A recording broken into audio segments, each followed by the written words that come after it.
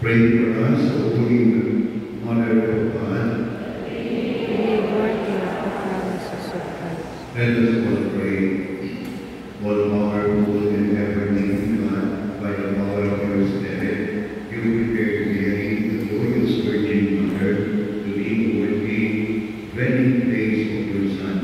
As we celebrate her memory with joy, grant that through her motherly intercession, we may be preserved from evil in this world and from eternal death.